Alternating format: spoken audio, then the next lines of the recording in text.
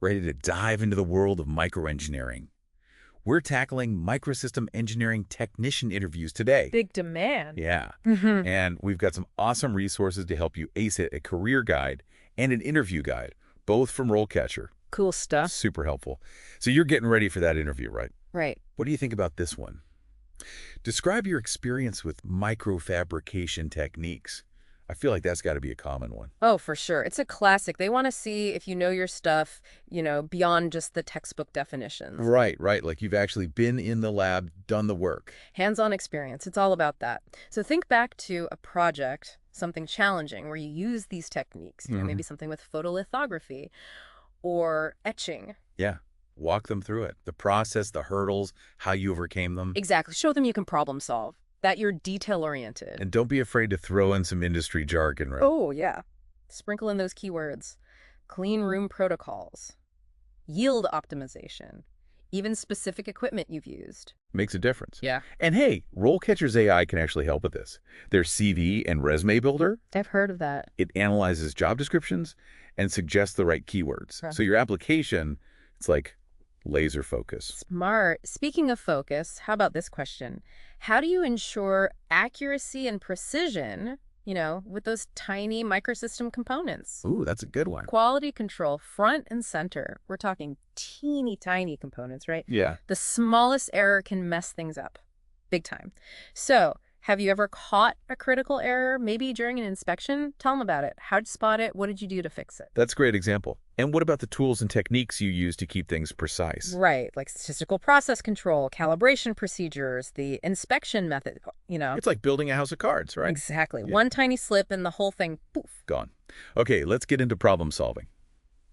How do you troubleshoot and resolve issues in microfabrication processes?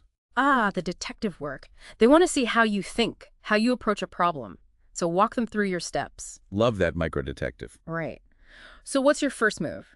Do you dive into the data, check for contamination, start testing individual components? What's your process? That's it. Lay it all out. And have a specific example in mind, right? Something tricky you had to figure out. Yeah. What were the signs? How did you pinpoint the root cause?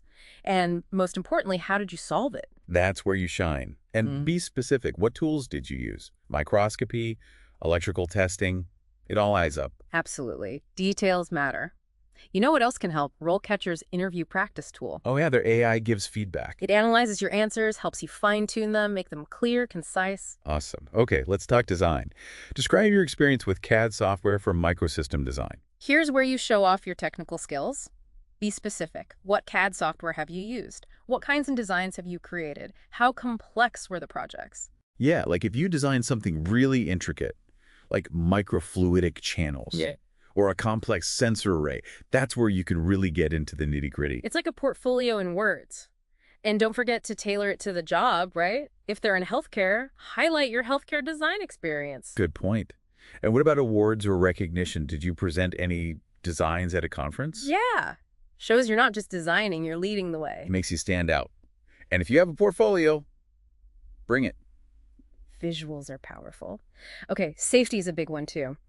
How do you ensure the safety of everyone, especially with those hazardous materials in the clean room? Absolutely. This is all about showing your commitment to safety for yourself and everyone around you.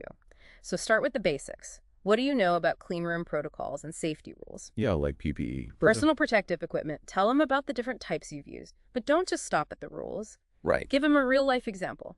A time you went above and beyond for safety. Maybe you spotted a hazard and did something to prevent an accident. Proactive. Or maybe you helped develop a new safety protocol that made the whole clean room safer. Love that. They want to see you thinking ahead, taking charge. Right. You're not just following rules, you're living them. Okay, ready to geek out a bit. Always. Describe your experience with MEMS device design and fabrication. Now is your chance to get excited.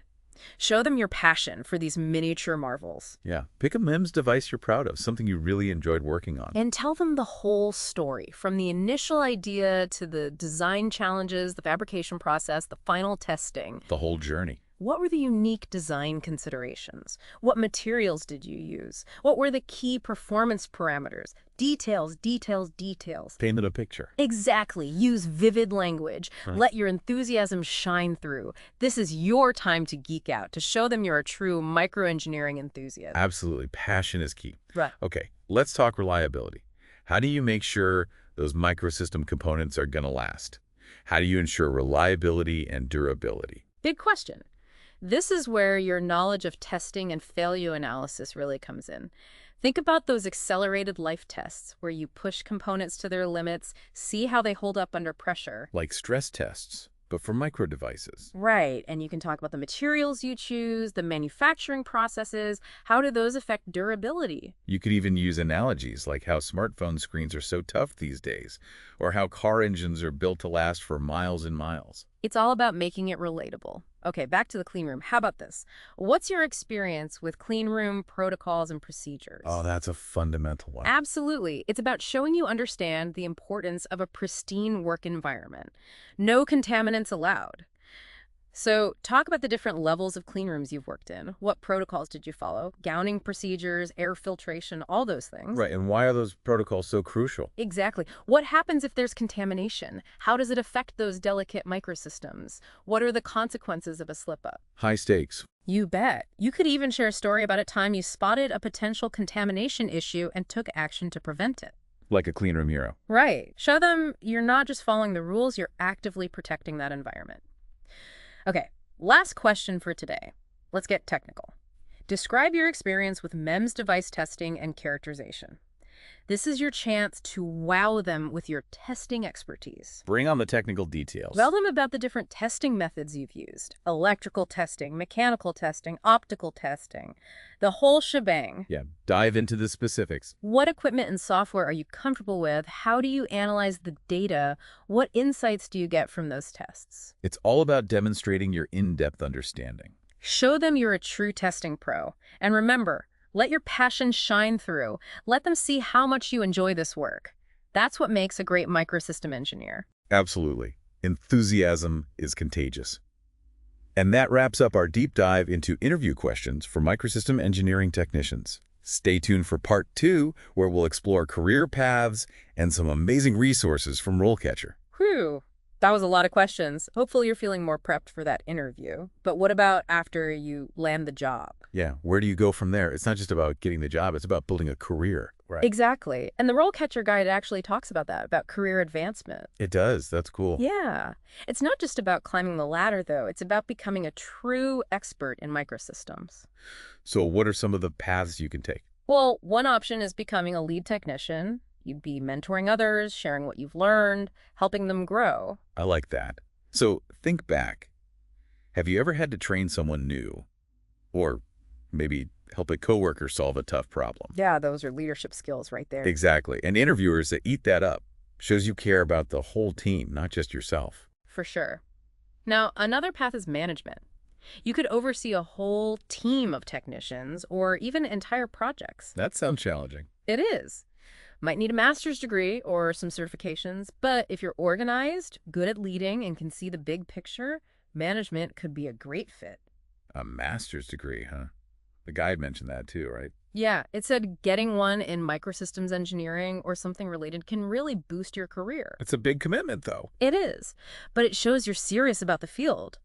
And it opens doors to more specialized roles, more senior positions. So, like, you could become the expert in, say, microfluidics. Exactly. Or nanofabrication. You could be leading research projects, developing new tech, presenting at conferences all over the world. Okay, let's be realistic. What if a master's degree isn't in the cards right now? That's okay. The key is to never stop learning. This field is constantly changing, so you've got to keep up. How do you do that? Conferences and workshops are great. You learn about the latest advancements, meet other people in the field. Networking, huh? Exactly. And don't forget about online courses. Platforms like Coursera, EDX, they have tons of specialized courses. So many resources out there. And what about building a portfolio? Is that important? Oh, absolutely. Think of it like your microsystems highlight reel. All your best work, all in one place. So any cool projects you've worked on, innovative designs, any research you've contributed to. Put it all in there. It's not just about what you've done, though. It's about how you present it. And how do you do that effectively? Well, RoleCatcher's AI, it can help with that, too. It can actually help you build a killer portfolio. Really? Yeah. It analyzes job descriptions, suggests what projects and skills to highlight, so your portfolio speaks directly to the employer. That's amazing. So much you can do with AI these days. Right. And then there's networking, going to industry events, joining groups like the IE, connecting with people on LinkedIn. Getting your name out there. Exactly. You never know who you might meet. A future mentor, a potential employer, maybe even a collaborator on some groundbreaking project. Speaking of landing that dream job, RoleCatcher can help with that too, right? Oh, yeah. Their AI platform is all about giving you an edge in your job search. We talked about their CV builder and interview practice tool, but they have even more. Like what? Well, their platform can actually help you find job openings that are a perfect match for your skills. No way. Yeah, and it can even suggest companies that align with your career goals. It's like having a personal career assistant working behind the scenes, connecting you with the right opportunities. That's incredible. It is. And remember, continuous learning. Well, microsystems are revolutionizing everything. Healthcare, energy, transportation, you name it. They're everywhere. And it's all moving so fast. To really thrive in this field, you got to be a lifelong learner. Stay curious, explore new tech, never stop asking questions. That's good advice for any field, really. It is. But it's especially important here. Think about it. The skills you have today, they might be outdated in a few years. That's just the reality. Sounds kind of scary. It can be, but it's also exciting. There's always something new to learn, a new challenge to tackle, and that's what makes this field so rewarding. You're not just building tiny devices, you're building the future. That's a great way to put it. So, to recap, we talked about career paths, the importance of continuous learning, and how RoleCatcher can be a game changer. Exactly. And hopefully you're feeling more confident about your future in microsystems engineering. So we've prepped for those tough interview questions, talked career paths, and even explored how RoleCatcher's AI can give you a boost.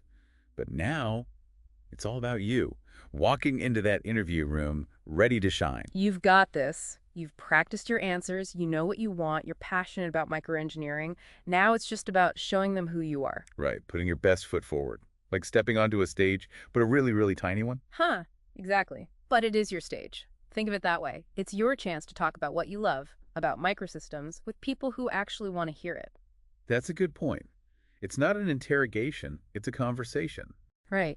And enthusiasm, it's contagious. If you're genuinely excited about your work, about what you've learned, about the possibilities, that energy, it's going to show. I think that's really important. Sometimes I get so focused on the technical stuff, I forget to let my passion show. I get it. But it's not just about reciting facts. It's about showing them who you are as a microengineer. Yeah. Your curiosity, your problem-solving skills, your love of precision. Yeah, those are the things that make you stand out, not just your knowledge, but your personality. Exactly. You know, one thing I always do before an interview is visualize success. I picture myself walking in, confident, prepared, answering questions smoothly. Visualization, huh? I've heard of that. It works. Helps build confidence, calms those nerves. And you know what else helps?